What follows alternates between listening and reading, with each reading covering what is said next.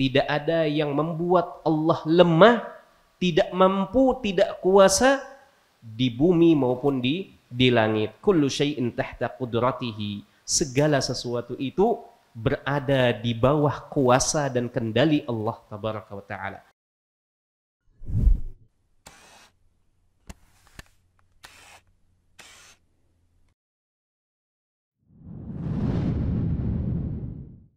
Assalamualaikum warahmatullahi wabarakatuh. Alhamdulillahi rabbil alamin. Wassalatu wassalamu ala ashrafil anbiya'i wal mursalin wa ala alihi wa sahbihi wa man tabi'ahum bi ihsanin ila yaumiddin. Amma ba'd. Allahumma inna nas'aluka ilman nafi'a wa rizqan tayyiba wa amalan mutaqabbala wa na'udzu bika min ilmin la yanfa' wa min qalbin la yakhsha wa min da'watin la yustajabu laha. Amin ya rabbal alamin. Jamaah dan hadirin serta hadirat yang dimuliakan oleh Allah, kita kembali duduk bersama mengkaji dan membahas tentang Asmaullahil Husna, di mana malam ini kita sampai pada nama yang ke-29 berdasarkan urutan dari penulis kitab Al-Mukhtasar Al-Asna yang sedang kita bahas ini, yaitu nama Allah Al-Qayyum, yang sejatinya nama Allah Al-Qayyum ini selalu datang bergandengan dengan nama Al-Hayy yang pada pekan lalu telah kita bahas sama-sama, yaitu Al-Hayyu Al-Qayyum. Nah, jemaah sekalian yang dirahmati Allah, adapun nama Al-Hayy itu maknanya adalah yang memiliki kehidupan yang sempurna. Tidak ada permulaan pada kehidupan Allah dan tidak ada akhir dari kehidupan Allah tabaraka wa ta'ala. Dan tidak ada kehidupan Allah tabaraka wa ta'ala yang membutuhkan istirahat, membutuhkan tidur, mengantuk, sakit dan seterusnya. Allah tabaraka wa ta'ala huwal hayyu, dialah yang maha hidup dengan kehidupan yang maha sempurna. Dan malam ini kita akan membahas gandengan dari nama Al-Hayy, yaitu Al-Qayyum. Jemaah sekalian yang dirahmati Allah, kalau pada pertemuan sebelumnya nama Al-Hayy ini disebutkan oleh Allah tabaraka wa ta'ala berapa kali di dalam Al-Quran? Ada yang mencatatnya? Ada yang masih ingat? Sekitar berapa kali? Sekitar 5 kali. 5 kali di dalam Al-Quranul Karim. Dua di antaranya sendirian, dan 3 di antaranya dari 5 ini bergandengan dengan Al-Qayyum. Bergandengan dengan Al-Qayyum. Baik.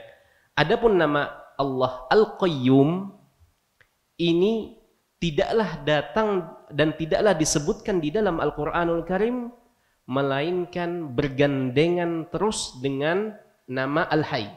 Berarti berapa kali disebutkan di dalam Al-Quranul Karim? 3 kali. Disebutkan oleh para ulama, nama Al-Qayyum ini disebutkan sebanyak 3 kali di 3 tempat yang berbeda di dalam Al-Quranul Karim dan senantiasa bergandengan dengan Al-Hayy. Baik, jemaah sekalian yang dirahmati Allah, inilah yang akan kita bahas malam ini terkait nama Allah Al-Qayyum ini.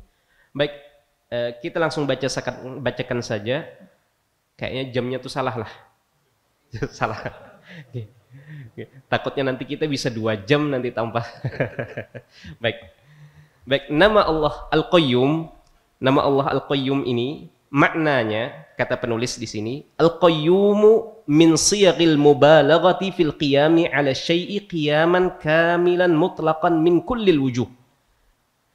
Qayyum merupakan bentuk lebih di dalam bahasa Arab yang menunjukkan al-qiyam ala syai'i qiyaman kamilan mutlaqan, yang mendirikan sesuatu dalam bentuk yang sempurna dan mutlak dari berbagai sisinya. Fahuwal qa'imu binafsihi al-qa'imu ala jami'i makhluqati. Nah ini, dialah yang berdiri sendiri dan dia juga yang membuat makhluk-makhluknya berdiri. Maksudnya di sini bukan dipahami hanya sekedar makna berdiri saja, tidak. Tetapi dialah yang maha sempurna, tidak butuh kepada siapapun makhluknya, dan dialah yang mengurus makhluk-makhluknya. Itu maksudnya. Maksud dari Al-Qayyum ini. Kemudian penulis di sini mengatakan, dialah Allah yang mengurus makhluk-makhluknya dengan penjagaannya, dengan pengaturannya, dengan pemberian dan penakaran rizki masing-masing makhluknya, dan penyelesaian hajat-hajat mereka, serta pemenuhan doa-doa mereka, serta memberikan apa yang diimpikan dan dicita-citakan oleh mereka semua. Yu'ti wa yamna'u. Dialah yang memberi dan menahan atau mengambil. Wa yansuru wa yakhzulu. Dialah yang memenangkan dan dia pula yang menghinakan. Wa yuhyi wa yumit. Dialah yang menghidupkan dan dia pula yang mematikan. Wa ya'dilu wa yatafaddalu. Dialah yang berlaku adil, yang berlaku maksiat. Allah ketika menghendaki hukuman padanya, maka itu berdasarkan keadilan Allah tabaraka wa ta'ala. Kalau Allah menghendaki untuk mengampuni dan tidak diberikan hukuman atas maksiat yang dilakukan oleh hambanya, maka itu murni karena kemurahan dari Allah tabaraka wa ta'ala. Allah tidak menzalimi hambanya di sini. Kalau ada yang disiksa atau diberikan sanksi oleh Allah tabaraka wa ta'ala atas perbuatan-perbuatan dosanya, maka itu karena perbuatan kita sendiri. Allah memperlakukan kita dengan seadil-adilnya dan tidak menzaliminya. Wa yarfa'u wa yakhfid. Dialah yang meninggikan dan dia pula yang merendahkan. La takhfa 'alaihi khafiyatun. Tidak ada yang luput dari Allah tabaraka wa ta'ala dan tidak ada yang tersembunyi darinya. Wala ya'jizuhu syai'un fil ardi wala fis samawat. Tidak ada yang membuat Allah lemah, tidak mampu, tidak kuasa di bumi maupun di langit. Kullu syai'in tahta qudratihi. Segala sesuatu itu berada di bawah kuasa dan kendali Allah tabaraka wa ta'ala. Wa tahta tasarrufihi wa mulkihi. Dan di bawah perbuatan dan kepemilikan Allah tabaraka wa ta'ala. Yudabbirul amra ma min syafi'in illa min ba'di idnih. Dialah yang mengatur dan mengurus urusan. Tidaklah ada yang memberikan syafaat dan diberi syafaat kecuali setelah mendapatkan izin Allah tabaraka wa ta'ala. Baik, inilah yang dicoba dijelaskan oleh penulis terkait makna Al-Qayyum, terkait makna Al-Qayyum. Baik, poin yang berikutnya adalah tajliyatu hadzal ismi. Jejak dan pengaruh nama ini di alam semesta. Penulis di sini mengatakan tatajalla qayyumiyatuhu azza wa jalla fi hifdhis samawati wal ardi min an tazula. Tergambar jelas bagaimana Allah tabaraka wa ta'ala maha berdiri sendiri dan mengurus makhluk-makhluknya sehingga bisa tegak, dengan Allah menjaga langit dan bumi, di mana dua makhluk Allah yang besar ini adalah tempat kebanyakan makhluk berdiam. Di langit ada makhluk-makhluk yaitu malaikat-malaikat. Di bumi ada makhluk-makhluk Allah yang lain yang sebagian besarnya bertempat di bumi, baik itu di permukaan bumi maupun di dalam perut bumi. Jemaah sekalian yang dirahmati Allah, kata penulis, di situ terlihat bagaimana nama Allah Al-Qayyum dan sifat qayyumiyah Allah tabaraka wa ta'ala dengan menjaga langit dan bumi ini untuk terus ada dan terus tegak serta berlangsung selama waktu yang Allah kehendaki. Kemudian penulis mengutip surat dari atau mengutip ayat dari surat Fatir ayat 41. Innallaha yumsikus samawati wal arda an tazula.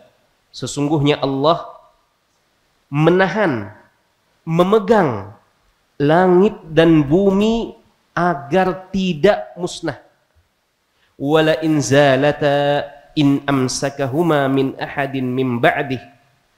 Kalau seandainya dua benda tadi, dua makhluk tadi, yaitu langit dan bumi ini musnah, maka adakah yang mampu memegang dan menahan jika dua makhluk tadi yang besar ini, langit dan bumi ini runtuh? Adakah yang mampu menahannya selain atau setelah Allah tabaraka wa ta'ala? Innahu kana haliman ghafura. Sesungguhnya Allah itu Maha Halim. Ada yang masih ingat nama Allah Al-Halim? Halim, ada yang masih ingat Halim?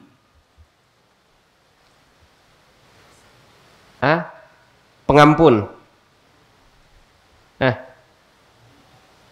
Halim itu sebagian mengatakan dan mengartikan sebagai Maha Penyantun, tetapi lebih tepatnya telah kita sampaikan, mungkin antum sedikit lupa, Halim itu adalah Allah tidak menyegerakan siksa orang yang berbuat maksiat kepada Allah tabaraka ta'ala. Bukan karena ketidakmampuan dan tidak kuasa Allah tabaraka ta'ala. Allah maha kuasa untuk mengazab setiap kali seorang berlaku maksiat. Pada detik itu, pada saat itu pula langsung dikasih sama Allah tabaraka ta'ala ganjaran atau balasannya. Tetapi Allah Al-Halim, Allah tidak tergesa-gesa melemparkan hukuman atas orang-orang yang bermaksiat kepada Allah tabaraka wa ta'ala, termasuk juga orang-orang yang tidak mau beriman kepada Allah tabaraka wa ta'ala.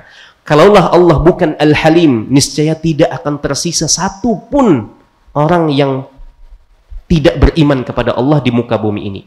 Kalaulah Allah bukan Al-Halim, niscaya tidak akan tersisa di muka bumi ini orang yang tidak beriman kepada Allah, mampu menikmati nikmat-nikmat yang Allah berikan kepada hamba-hambanya. Tidak akan mampu bernafas dengan lega, tidak akan mampu tidur dengan nyenyak dan tenang kalaulah Allah tidak Halim, tidak terburu-buru untuk menurunkan siksa kepada setiap yang membangkang kepadanya. Di situ Allah tabaraka ta'ala menyebutkan innahu kana haliman ghafura. Sesungguhnya Allah maha halim dan maha pengampun. Baik jemaah sekalian yang dirahmati Allah, kemudian penulis mengatakan kama tatajalla qayyumiyatuhu ta'ala fi sayril aflaki fi masaratiha bikulli diqqatin la tanharifu an masaratiha wa la tataqaddamu wa la tata'akhkharu.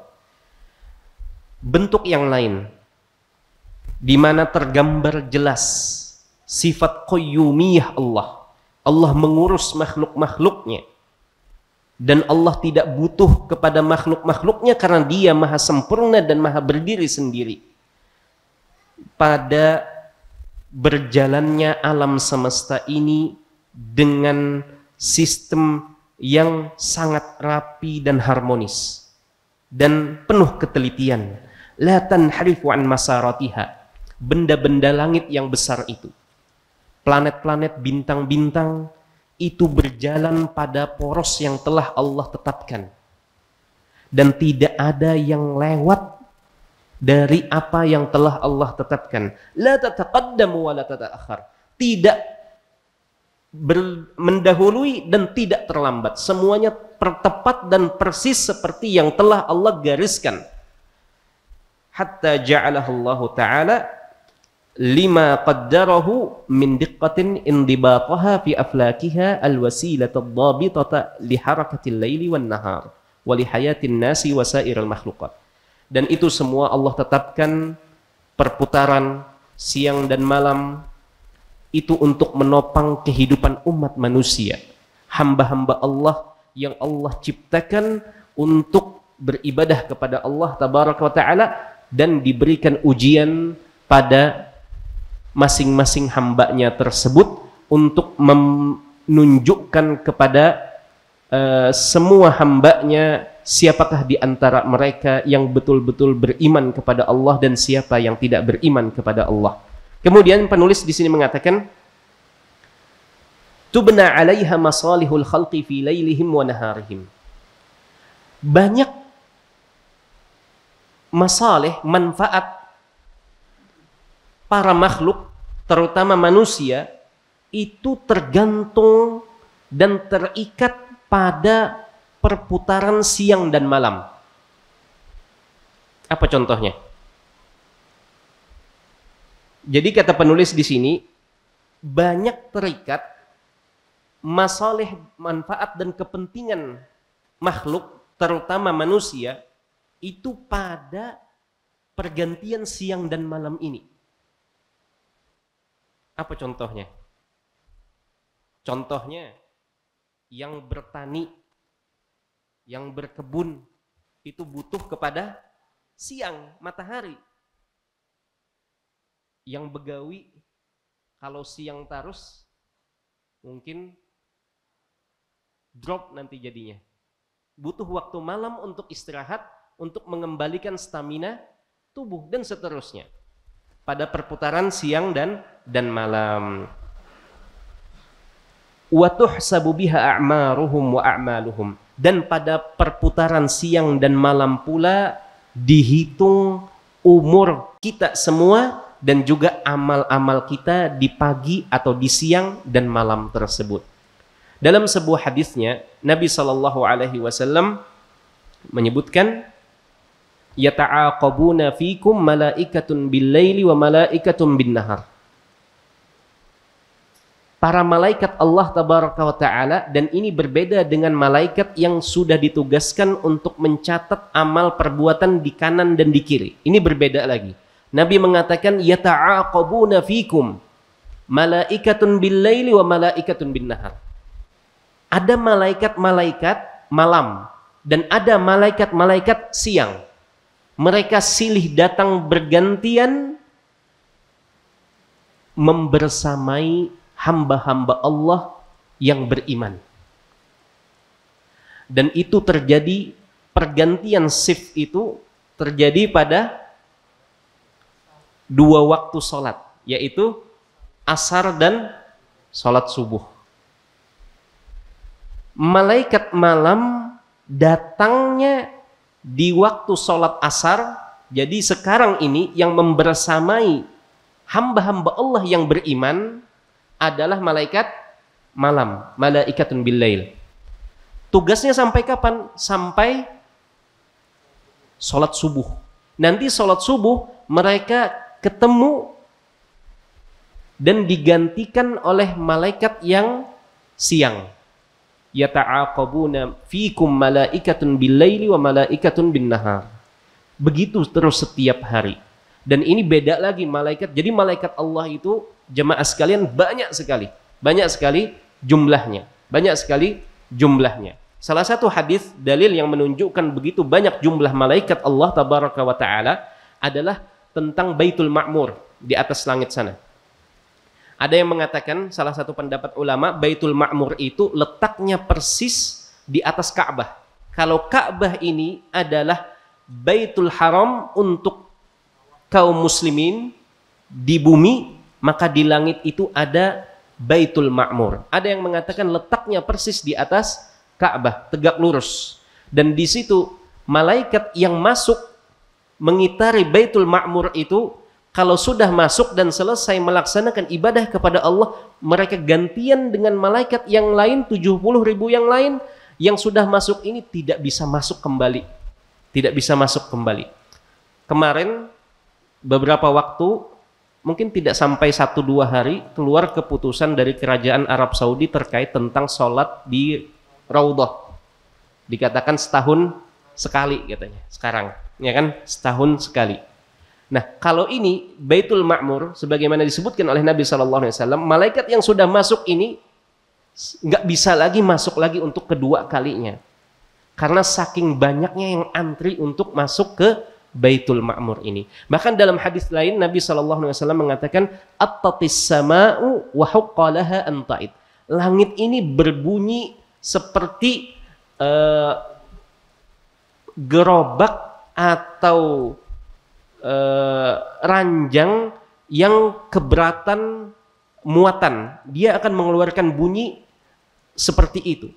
Kata Nabi SAW, wa huqqalaha anta'id, Langit berhak mengeluarkan suara seperti itu. Kenapa? Karena tidaklah ada jarak 4 jari ini, melainkan di situ ada malakun sajidun, ada malaikat yang sedang sujud, ada pula malaikat yang sedang duduk, ada pula malaikat yang sedang berdiri, semuanya beribadah kepada Allah tabaraka wa taala. Baik, jemaah sekalian yang dirahmati Allah, kembali kita ke pernyataan penulis di sini bahwasanya siang dan malam itu banyak mengikat kepentingan dan maslahat makhluk-makhluk yang ada, terutama umat manusia. Walaula qayyumiyatuhu subhanahu 'alaiha lam farata 'iqduha wa kharuba nizamuha wa tarabatil hayatu bisababi tirabiha.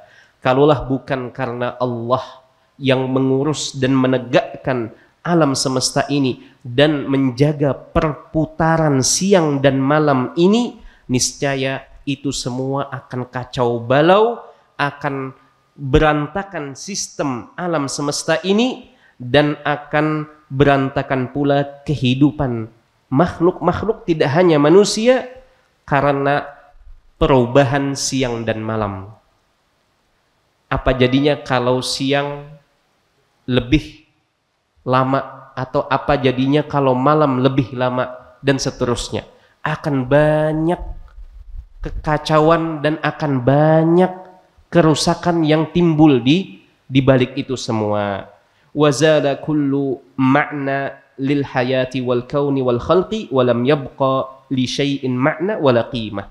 Maka akan rusak pula, akan musnah pula segala makna bagi kehidupan, bagi alam semesta dan bagi makhluk-makhluk, dan tidak tersisa makna ketika Allah tabaraka wa ta'ala menghentikan pengurusan alam semesta ini.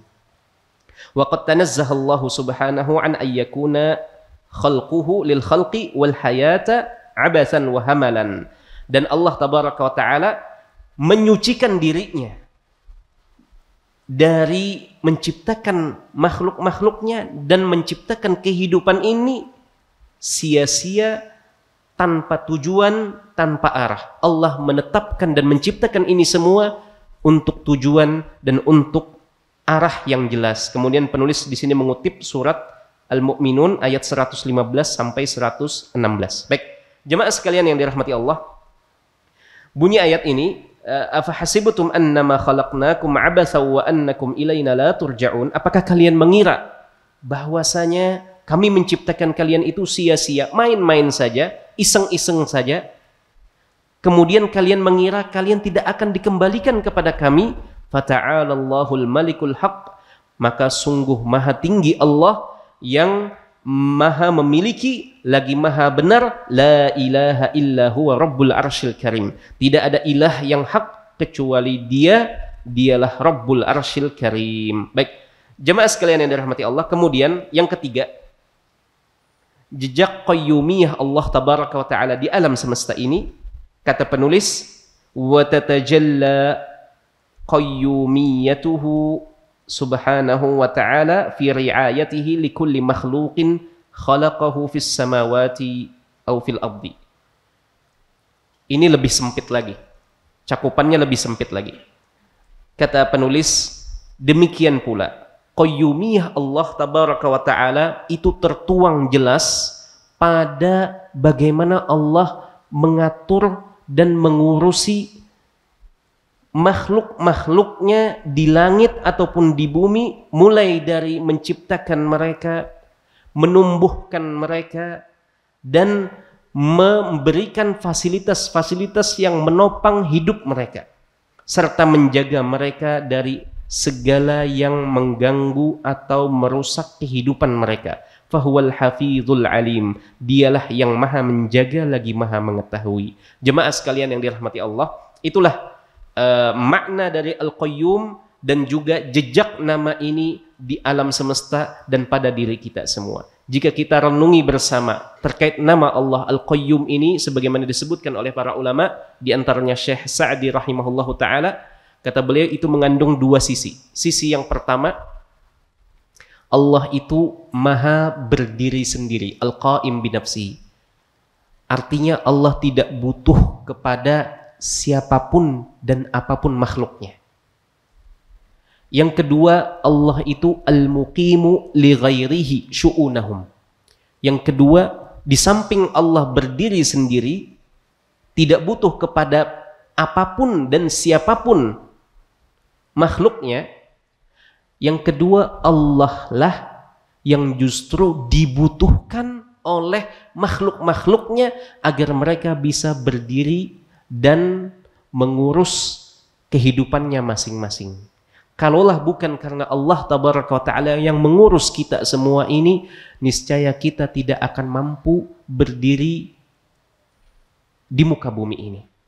Kalaulah bukan Allah tabaraka wa ta'ala yang mengurus kita hamba-hambanya ini, niscaya akan banyak urusan-urusan kita yang berantakan dan kacau balau.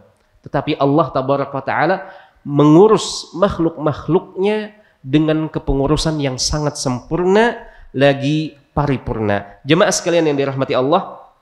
Kemudian poin yang ketiga adalah bagaimana beribadah kepada Allah dengan nama Al-Qayyum ini, Kata penulis di sini, takunu bihamdihi ta'ala wa syukrihi ala qayyumiyatihi allati bimuqtadaha khalaqa ibadahu wa ahyahum wa hafidhahum wa razaqahum wa dabbara amrahum wa syara'a lahum minad dini ma fihi najatuhum wa sa'adatuhum fid dunya wal akhirah.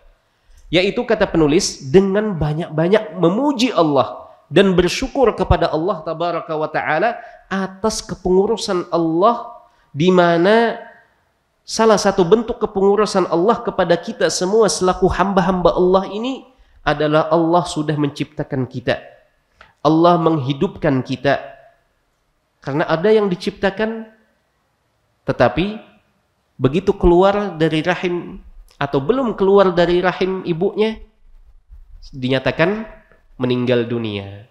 Dan kita merupakan sudah mendapatkan, diciptakan sama Allah, kemudian diberikan kesempatan untuk merasakan hidup di dunia sampai detik ini. Kemudian salah satu bentuk kepengurusan Allah, qayyumiyah Allah, kata penulis adalah wa hifdzuhum, Allah menjaga kita. Dalam hadis yang lain disebutkan Allah tabaraka wa taala mengutus malaikat. Selain malaikat yang mencatat amal perbuatan di kanan dan di kiri seorang hamba, Allah juga mengutus malaikat di depan dan di belakang kita untuk menjaga si hamba ini dari malapetaka dan mara bahaya, kecuali mara bahaya atau petaka yang memang sudah ditakdirkan sama Allah tabaraka wa ta'ala. Makanya mungkin kita pernah merasakan atau kita pernah mengalami, kita selamat dari kecelakaan maut, kita mungkin terhindar hanya beberapa senti saja jaraknya, bisa jadi itu adalah, dan memang pasti itu adalah penjagaan Allah tabaraka wa ta'ala kepada hamba-hambanya. Nah, jemaah sekalian yang dirahmati Allah, kata penulis di sini, Allah menjaga hamba-hambanya, terutama hamba-hambanya yang beriman. Wa razaqahum, Allah juga memberikan rizki kepada hamba-hambanya. Wa dabbara amrahum, Allah juga mengatur urusan hamba-hambanya. Wa syara'a lahum, Allah juga memberikan syariat kepada hamba-hambanya, di mana di dalam syariat Allah itu terdapat keselamatan dan juga kebahagiaan di dunia dan di akhirat. Jadi harus kita tanamkan keyakinan di dalam diri kita. Kita harus punya kepercayaan penuh terhadap apa yang Allah perintahkan ataupun yang diperintahkan, atau apa yang diperintahkan oleh Rasulullah SAW selaku hamba utusan Allah tabaraka wa ta'ala. Maka itu berisi dua hal ini, keselamatan kita dan juga kebahagiaan kita di dunia dan di akhirat. Walaupun akal kita ini menolak syariat tersebut, tetapi di sini kita kekang akal tersebut dan kita kedepankan iman. Karena itulah fungsinya iman.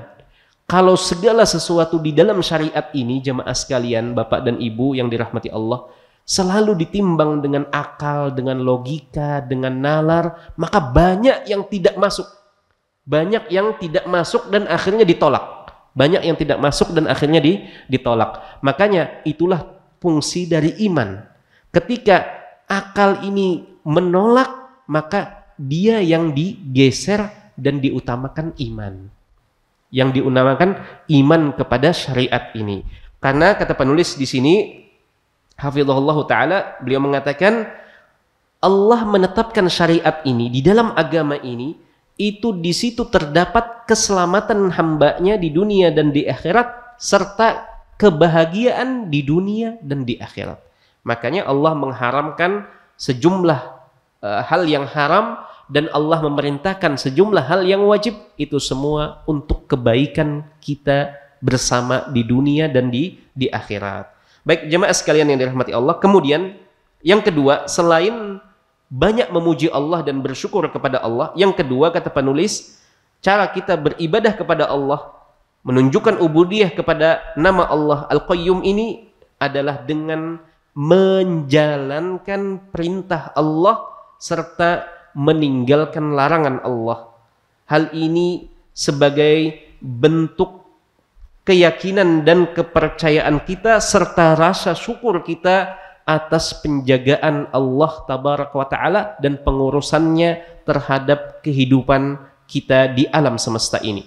Kemudian penulis di sini jamaah sekalian yang dirahmati Allah mengatakan, hendaklah seorang hamba tidak menggampangkan maksiat kepada Allah atau menggampangkan menyelisihi perintah Allah, karena itu semua berpotensi untuk mendatangkan murka Allah tabaraka wa ta'ala.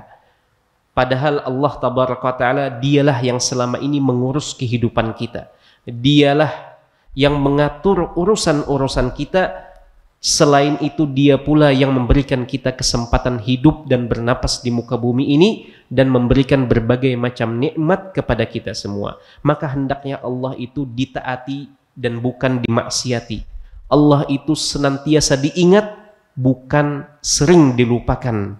Allah itu harusnya sering ditunjukkan kepadanya rasa syukur, bukan ditunjukkan kepadanya rasa kufur. Baik, itulah kata penulis di sini, hafizahullah ta'ala. Baik, yang terakhir, poin yang terakhir adalah terkait dalil-dalil yang berisi penyebutan dan penetapan nama Allah Al-Qayyum ini. Secara umum tadi telah disebutkan bahwasanya dalilnya disebutkan sebanyak 3 kali di dalam Al-Qur'anul Karim. Di akhir-akhir surat Al-Baqarah atau di ayat kursi disebutkan di situ nama Allah Al-Hayy Al-Qayyum. Kemudian di ayat kedua dari surat Ali Imran juga disebutkan Al-Hayy Al-Qayyum, dan yang terakhir yang ketiga adalah dalam surat Thaha ayat 111, itu juga disebutkan nama Allah Lil Hayy Al-Qayyum. Baik jemaah sekalian yang dirahmati Allah, kemudian kita tambahkan faedah-faedah berharga lain dari kitab An-Nahjul Asma karya Syekh Muhammad An-Najdi hafizahullah ta'ala. Karena kitab yang mukhtasar ini setelah selesai, nanti kita tambahkan faedah yang lain jika waktu masih ada tidak banyak. Jika waktu masih banyak mungkin kita bisa ambil nama Allah yang lain, karena nama berikutnya juga tidak terlalu banyak di sini. Sisa berapa menit? 10 menit dari azan. Baik. Kita ambilkan faedah yang lain saja, biar nanti pertemuan berikutnya kita ambil nama Allah yang lain. Baik, jemaah sekalian yang dirahmati Allah, terkait nama Allah Al-Qayyum ini, ada banyak faedah atau hal yang menumbuhkan keimanan kepada Allah melalui nama Allah Al-Qayyum ini. Di antaranya sebagaimana disebutkan di dalam sebuah hadis Anas bin Malik radhiyallahu taala anhu. Anas bin Malik ini suatu hari beliau mengatakan, dan hadisnya dikeluarkan oleh Sebentar.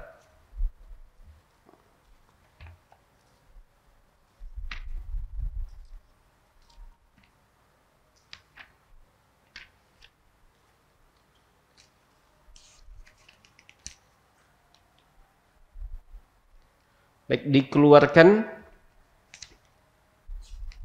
oleh Abu Daud dan Tirmidzi, Ibnu Majah dan yang lainnya, dan hadisnya dihasankan oleh Syekh Al-Albani rahimahullahu taala, dan juga dikeluarkan oleh Al-Hakim, dan beliau mengatakan bahwasanya hadis ini dikeluarkan berdasarkan kriteria atau syarat dari Syaikhain, tetapi tidak dikeluarkan di dalam dua kitab sahih tersebut. Baik, hadisnya begini. Anas bin Malik radhiyallahu taala anhu suatu hari pernah duduk bersama Nabi sallallahu alaihi wasallam di masjid beliau. Kemudian ada seorang lelaki sedang sholat. Jadi Anas bin Malik duduk bersama Nabi sallallahu alaihi wasallam dan orang tersebut sedang asik sholat. Kemudian ia berdoa kepada Allah tabaraka wa taala dengan suara yang terdengar dan sampai ke telinga Nabi dan juga sahabat Anas bin Malik ini. Bunyi doanya yang kemudian diceritakan oleh Anas bin Malik ini, orang ini berdoa seperti ini. Allahumma inni as'aluka bi anna laka alhamda. Ya Allah, sesungguhnya aku meminta dan berdoa kepadamu dengan menyebut bahwasanya hanya milikmulah segala pujian. La ilaha illa anta. Tidak ada ilah yang berhak disembah kecuali hanya Engkau. Al-Hannan Al-Mannan. Engkaulah yang maha memberi. Badi'us samawati wal ard. Engkaulah pencipta langit dan bumi. Ya Zal Jalali wal Ikram. Wahai pemilik keagungan dan kemuliaan. Ya Hayyu ya Qayyum. Wahai yang maha hidup lagi maha Al-Qayyum. Kemudian begitu mendengar doa orang ini, Nabi sallallahu alaihi wasallam berkata kepada Anas. Kata beliau, "Da'allaha bismihil a'zam alladhi idza du'iya bihi ajaba wa idza su'ila bihi a'ta." Kata Nabi sallallahu alaihi wasallam memberitahu kepada Anas, orang ini telah berdoa dengan sebuah doa yang di situ terkandung nama Allah yang paling agung, yang keutamaannya, fadilahnya, kalau nama Allah yang paling agung ini disebut dalam sebuah doa, maka doa tersebut akan berpotensi besar diijabah sama Allah tabaraka wa ta'ala. Yang apabila nama Allah yang paling agung ini disertakan dalam sebuah permintaan, maka permintaan tersebut langsung dikasih sama Allah tabaraka wa ta'ala.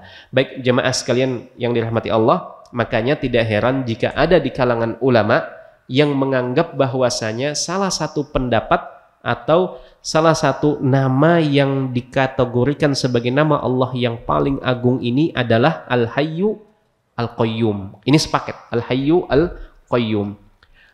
Memang yang paling masyhur dan paling kuat adalah nama Allah itu sendiri, nama Allah itu sendiri. Tetapi ada pula yang menyebutnya Al-Hayyu Al-Qayyum berdasarkan hadis yang disebutkan oleh Anas bin Malik radhiyallahu taala anhu.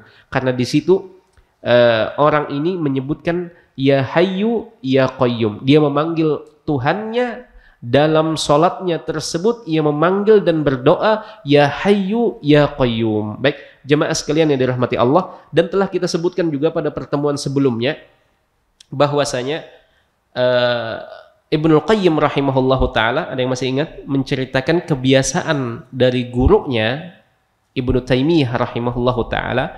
Beliau seringkali kalau mendapati kesulitan, beliau baca doa dengan doa yang mengandung dua nama Allah ini, yaitu ya Hayyu ya Qayyum birahmatika astaghitsu aslih li sya'ni kullahu wa la takilni ila nafsi tarfata ain.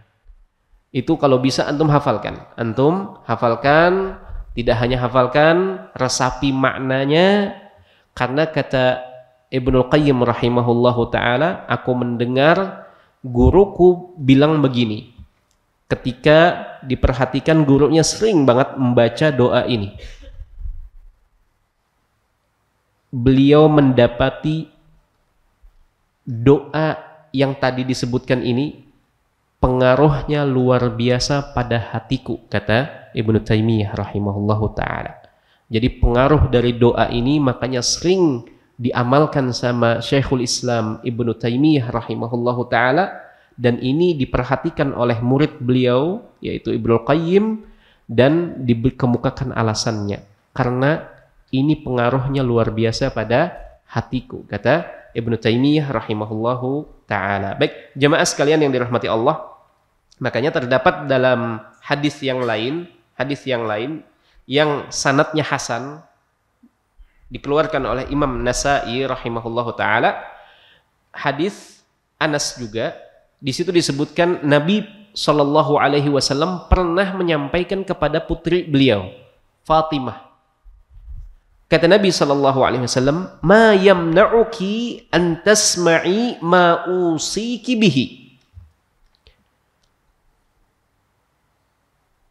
Apa yang menghalangimu dari mendengar wasiat atau pesan penting yang hendak kusampaikan kepadamu? Artinya kata Nabi SAW, jangan sampai engkau tersibukkan, tidak perhatikan apa yang akan kusampaikan kepadamu. Ini maksudnya dalam hadis Anas ini. Antaquli idza asbahti wa idza amsaiti. Kata Nabi SAW, hendaknya engkau, beliau berpesan kepada siapa? Kepada putri beliau, Fatimah. Kata beliau, apabila engkau berada di pagi hari dan juga berada di petang hari, ucapkanlah, ya hayyu ya qayyum birahmatika astaghitsu aslih li sya'ni kullahu wa la takilni ila nafsi tarfata ain. Baik, ini juga menjadi pesan Nabi sallallahu alaihi wasallam kepada putri beliau.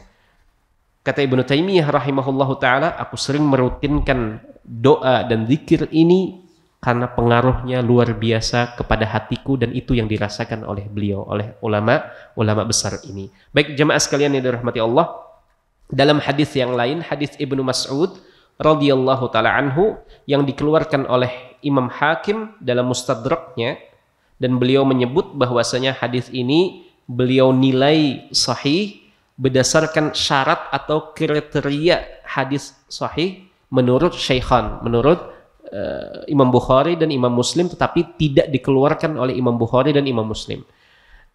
Kata Ibnu Mas'ud radhiyallahu taala anhu, qala Rasulullah sallallahu alaihi wasallam, Rasulullah sallallahu alaihi wasallam bersabda, man qala, barang siapa berucap astaghfirullahalladzi la ilaha illa huwal hayyul qayyum wa atubu ilaihi salasan. Barang siapa berdoa atau berucap astaghfirullah, aku meminta ampun kepada Allah, beristighfar. Sudah tibakah? Belum. Baik. Astaghfirullahalladzi la ilaha illa huwal hayyul qayyum wa atubu ilaih. Aku meminta ampunanmu ya Allah, engkaulah yang tidak ada ilah yang berhak untuk disembah kecuali hanya engkau, al-hayyu al-qayyum, yang maha al-hayyu, yang maha al-qayyum, wa atubu ilaih, serta aku bertaubat kepadamu sebanyak 3 kali. Maka kata Nabi sallallahu alaihi wasallam, ghufirat dzunubuhu wa in kana farwan minaz zahfi. Sebanyak 3 kali kita baca ini, maka akan diampuni dosa-dosa orang yang mengucapkannya meskipun ia pernah tercatat sebagai orang yang farwan minaz zahfi. Farwan minaz zahfi itu ketika dua pasukan kaum muslimin dan pasukan musuh sudah bertemu, detik-detik mau perang berkecamuk kabur, atau pas lagi mulai karena melihat sudah ketakutan kabur.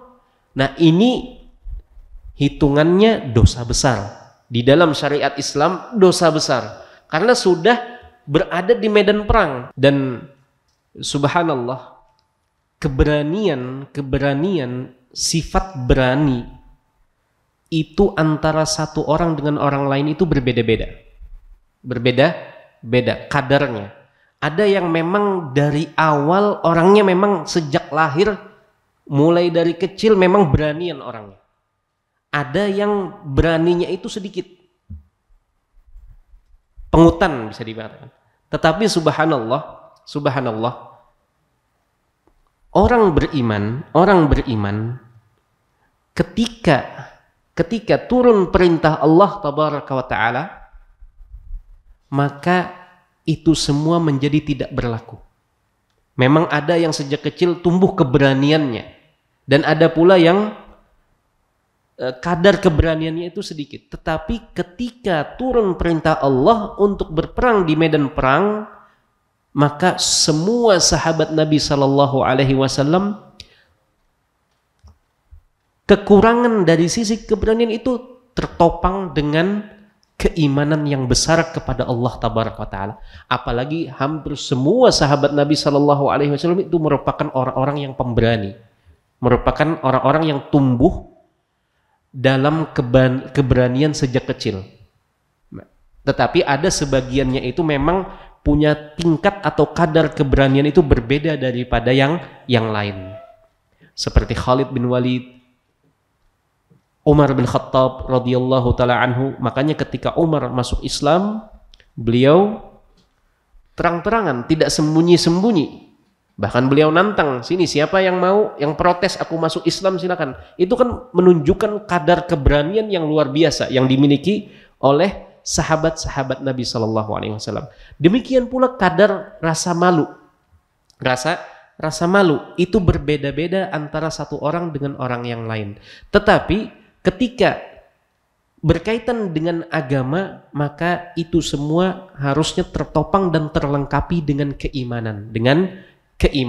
Baik jamaah sekalian yang dirahmati Allah, mungkin kita banyak-banyak memuji Allah Tabaraka wa Ta'ala karena kita bisa merasakan nikmat keamanan, nikmat Islam. Kita lahir sudah merasakan nikmatnya Islam. Makanya ada ulun lupa nama ulama ini, ulama salaf. Dia mengatakan begini, jangan sekalipun, atau afwan, salah satu sahabat kalau tidak salah Miqdad. Ketika itu ada orang, dia ini tabi'in, dia ini dari kalangan tabi'in, bukan dari kalangan sahabat. Waktu itu Nabi SAW sudah wafat, sudah lama meninggal. Orang ini kemudian datang kepada Miqdad, dan sahabat Miqdad ini sedang bersama murid-muridnya. Dia mengatakan, sungguh beruntung mata yang pernah melihat Nabi Sallallahu Alaihi Wasallam. Sungguh beruntung engkau wahai Miqdad yang bisa membersamai dakwahnya Nabi Sallallahu Alaihi Wasallam. Sungguh kami berharap kami bisa juga hadir dalam dakwah dan perjuangan Nabi Sallallahu Alaihi Wasallam. Sahabat ini kemudian marah. Kata sahabat ini, pujilah Allah, bersyukurlah kepada Allah, karena engkau tidak tahu. Siapa tahu kalau kamu hidup di masa kami, sahabat-sahabat Nabi hidup ini, tahu-tahu bisa jadi engkau bukan berada di barisan kami, justru tahu-tahu berada di barisan satunya. Kan tidak tahu, bisa jadi. Karena mungkin lebih cinta kepada harta, atau lebih cinta kepada menjaga nama baik dan kehormatan di mata suku-suku yang ada, dan seterusnya. Karena ketika Nabi pertama kali diutus, itu kebanyakan yang ikut Nabi ini adalah orang-orang hebat atau orang-orang yang lemah, miskin, budak sahaya, dan seterusnya. Adalah orang-orang yang seperti itu. Sedikit di kalangan sahabat-sahabat Nabi yang merupakan tokoh-tokoh. Kebanyakannya masih berada dalam kontra dengan dakwah Nabi Sallallahu Alaihi Wasallam. Kata sahabat Miqdad ini, bersyukurlah engkau Jangan berharap sesuatu yang Allah sudah menempatkanmu di tempat yang aman, yang nyaman. Jangan berharap engkau bisa hidup di masa Nabi ketika di awal-awal perjuangan dakwah beliau. Karena bisa jadi engkau bisa jadi bukan berada di barisan para sahabat Nabi. Bisa saja kalau Allah hidupkan kamu justru berada di barisannya Abu Jahal dan Abu Lahab, kata sahabat ini. Nah, demikian pula kenapa dikatakan ini dosa besar? Lari dari medan pertempuran ketika sudah bertemu dua pasukan di satu wadah, di satu tempat, di medan pertempuran, karena momen itu merupakan momen yang sangat mendebarkan dan menakutkan. Tidak semua lelaki sanggup dan kuat mentalnya melihat pasukan musuh yang bisa jadi jumlahnya berkali-kali lipat. Dan dalam catatan sejarah kaum muslimin, itu seringkali perang-perang yang dialami dan dijalani oleh kaum muslimin, para sahabat Nabi SAW, itu lebih banyaknya jumlah mereka sama, atau jumlah mereka lebih banyak, atau lebih sedikit. Yang lebih sering adalah lebih sedikit. Di Uhud, di Badr, di Uhud, di Khandaq, di perang-perang yang lain, kecuali di Hunain. Di Hunain, para sahabat waktu itu jumlahnya cukup banyak. Nah, jamaah sekalian yang dirahmati Allah, makanya tidak mudah orang untuk bisa tetap tegar ketika berhadapan dengan musuh, apalagi jumlahnya jauh berkali-kali lipat. Makanya di antara keistimewaan orang yang meninggal di medan peperangan, keutamaan orang syahid itu diberikan banyak sekali privilege di dalam Islam, diberikan janji yang banyak sekali di dalam Islam. Kenapa? Karena menjaga hati dan mental ini untuk bisa tetap tegar itu luar biasa. Alih-alih kalau ulun lah mungkin kalau ikut di medan perang mungkin untuk bisa pegang aja mungkin pedang ini sudah bagus gitu. Apalagi mengayunkan untuk bisa pegang kayak gini aja mungkin luar biasa. Karena tidak mudah. Nah, jemaah sekalian yang dirahmati Allah, salah satu privilege-nya orang yang mati syahid adalah dia tidak ditanya di dalam kuburnya. Karena kata Nabi SAW, kafa bibariqatis sayfi lahu. Karena ketika ia ada di medan perang, itu sudah merupakan ujian keimanan baginya. Karena tidak sembarangan orang bisa tetap tegar dan kakinya tetap berdiri kokoh di medan pertempuran sementara matanya melihat kilatan-kilatan pedang berkecamuk yang bisa saja sewaktu-waktu bisa mengarah kepadanya. Makanya salah satu keistimewaan sebagai balasan bagi orang yang meninggal di medan pertempuran adalah ia tidak ditanya lagi oleh malaikat Mungkar dan Nakir di dalam kuburnya. Alasannya karena dia sudah menunjukkan keimanannya, keteguhan keimanannya selama di medan pertempuran. Itu baru satu, belum lagi yang lain. Kalau yang lain mungkin insya Allah Paknya sudah hafal. Berapa diberi? Masya Allah.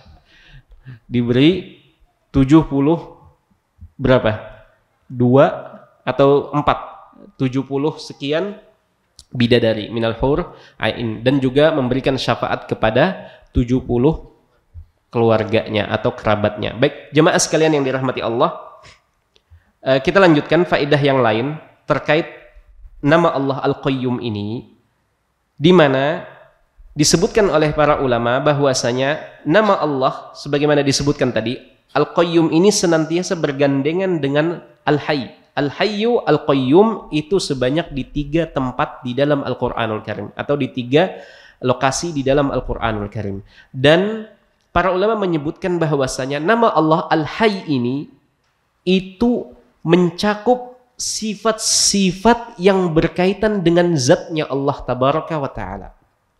Jadi Allah Maha Hidup, di situ terkandung sifat hidup, Maha hidup bagi Allah Tabaraka wa Ta'ala, yang di situ terhimpun sifat-sifat yang berkaitan dengan zatnya Allah Tabaraka wa Ta'ala. Apa contoh sifat-sifat yang berkaitan dengan zatnya Allah Tabaraka wa Ta'ala?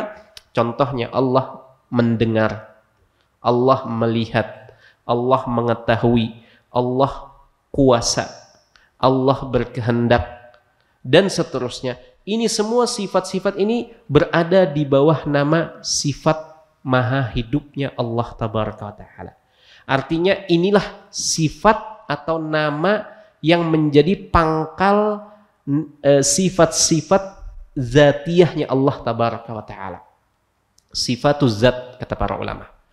Adapun nama Al-Qayyum ini adalah nama yang di situ terkandung sifat qayyumiyah, yang di situ menjadi pangkal dari sifat-sifat af'al Allah tabaraka wa ta'ala.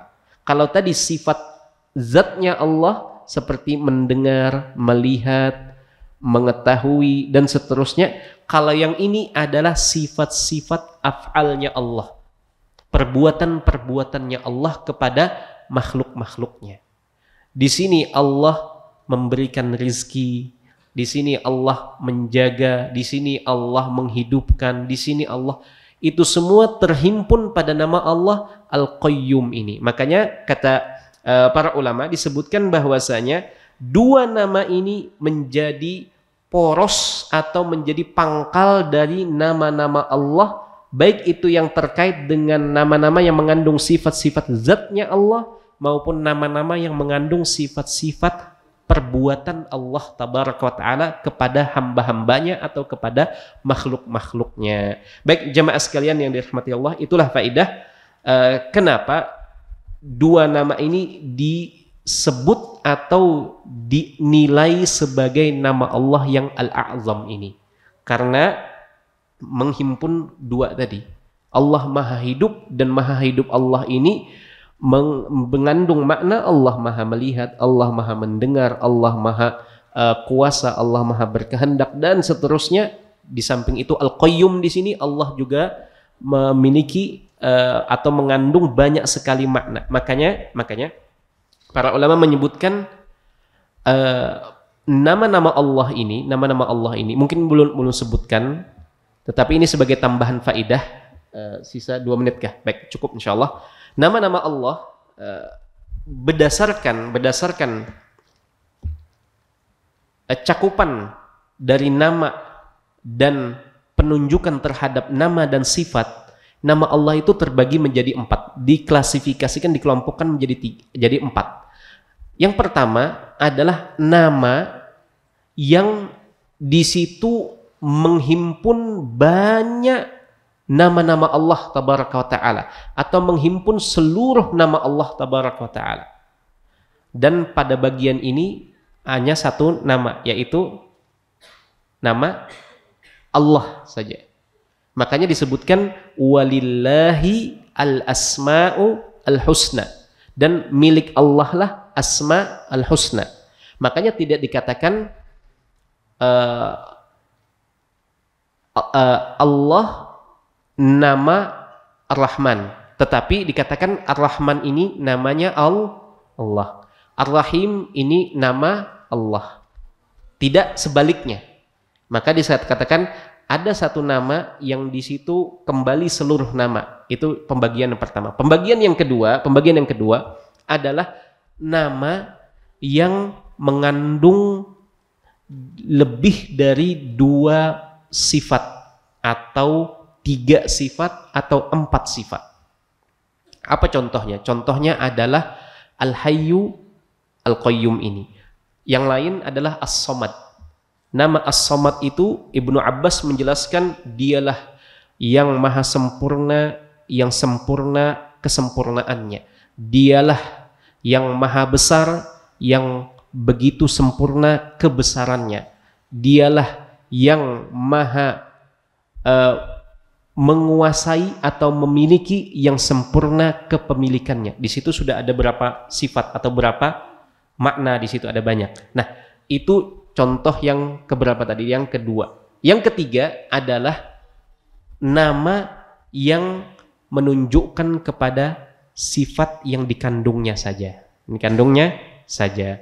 Dan ini banyak seperti Al-Kabir, Al-Muta'al, dan seterusnya. Dan yang keempat adalah nama yang di situ menunjukkan tersucikannya Allah tabaraka wa ta'ala dari lawan dari nama tersebut. Tidak hanya mengandung menetapkan namanya, tetapi berisi juga makna Allah tersucikan dari lawannya. Apa contohnya? Apa contohnya?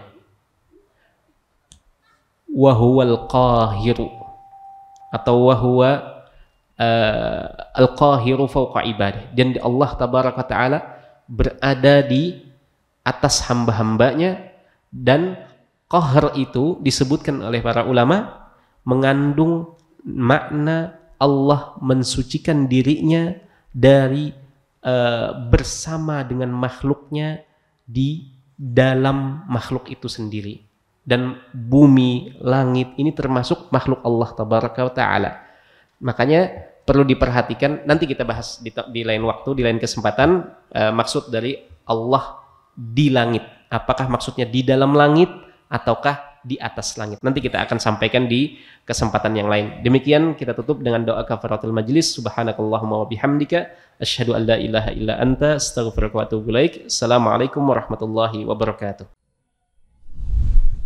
Terima kasih. Jazakumullah khairan wa barakallahu fikum. Video ini dibuat atas partisipasi dari donasi Anda. Semoga menjadi amal jariah bagi Anda semuanya.